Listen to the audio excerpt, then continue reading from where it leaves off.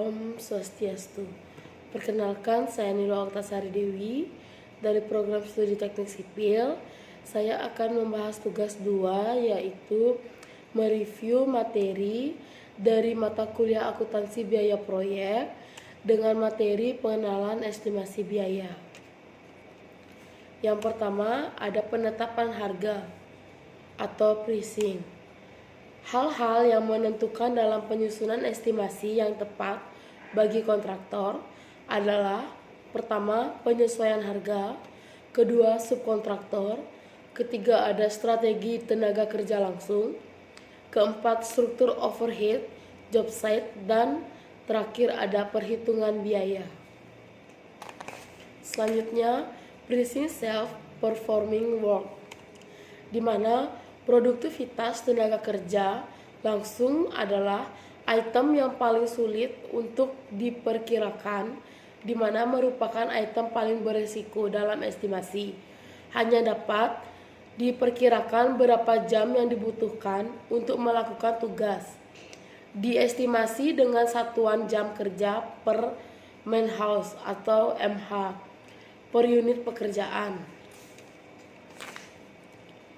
Sistem ini memungkinkan terjadinya fluktuasi singkat tenaga kerja, variasi geografis, dan waktu.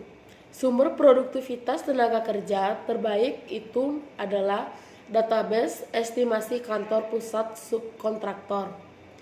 Sumber tingkat produktivitas tenaga kerja lainnya adalah database yang diterbitkan atau panduan referensi, misalnya data biaya konstruksi bangunan.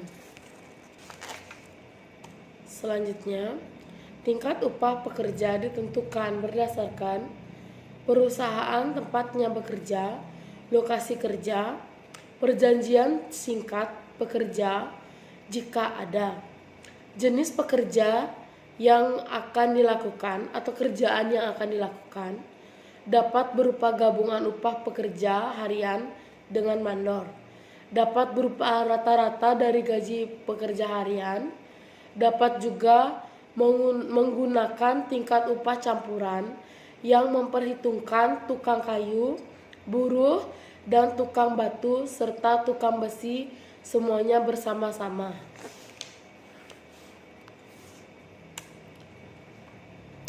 Harga material. Sumber harga satuan material terbaik adalah dari pemasok.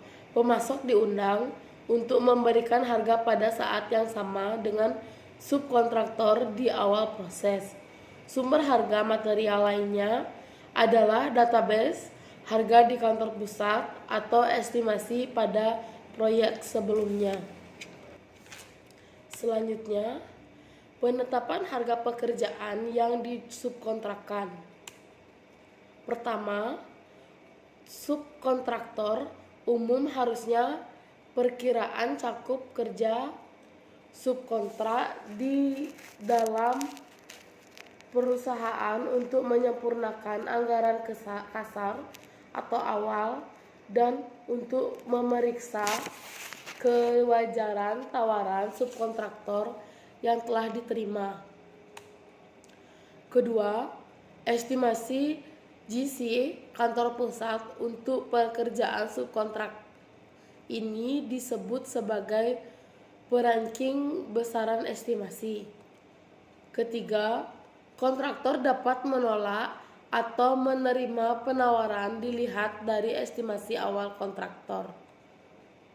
Terakhir, setelah kontraktor atau GC mendapatkan harga penawaran terendah dari subkontraktor, maka estimasi GC harus diganti dengan harga subkontraktor tersebut. Selanjutnya, job set general condition. Hal-hal yang mencakup hal tersebut: pertama, biaya kondisi umum job site proyek bersifat khusus. Kedua, mengestimasi kondisi umum job site juga sulit dan berisiko. Estimasi kondisi umum job site bergantung pada durasi pelaksanaan, sehingga kontraktor harus memiliki gambaran tentang durasi konstruksi proyek. Selanjutnya, diperkirakan jadwal internal untuk mendukung persiapan estimasi kondisi umum job site. Selanjutnya, proses penyiapan rangkuman jadwal kegiatan. Selanjutnya ada rangkuman estimasi. Rangkuman estimasi antara lainnya hal-hal yang harus diperhatikan, penting secara keseluruhan perusahaan konstruksi manapun agar memiliki bentuk estimasi, manajemen konstruksi, dan akuntansi biaya yang konsisten. Yang kedua, saat estimator dalam menyelesaikan estimasi, dia harus menggunakan informasi harga terbaru dan relevan. Selanjutnya, diposting nilainya pada lembaran rangkuman estimasi.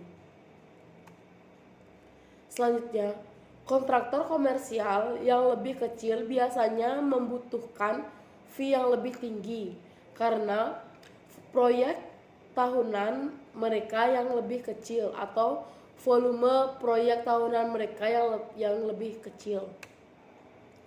Dan jika kontraktor atau GC melakukan sendiri sebagian besar pekerjaannya, yaitu kontraktor memiliki peningkatan risiko yang profesional, dan kedua, membutuhkan fee yang lebih tinggi.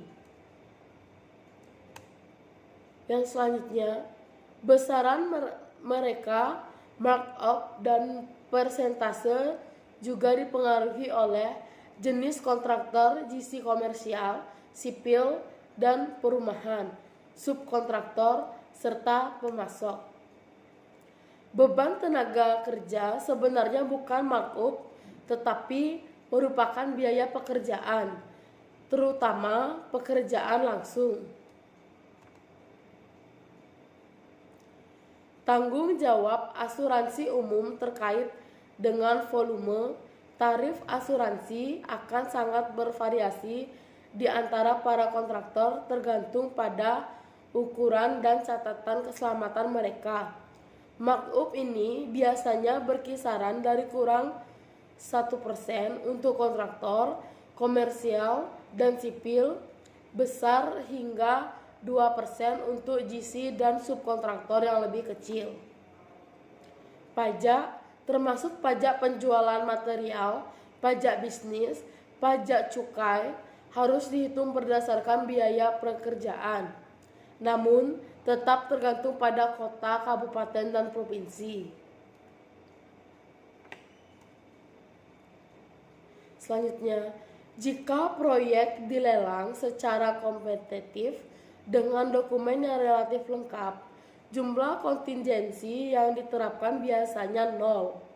Kebanyakan GC memperhitungkan kontingensi yang nyata akan muncul pada proyek-proyek yang dinegosiasikan yang biasanya tidak memiliki dokumen yang lengkap. Sekian presentasi tentang review materi dari saya. Saya ucapkan terima kasih. Jika ada salah kata, mohon maaf sebesar-besarnya. Dan saya ucapkan para Santi, Om Santi Santi Santi.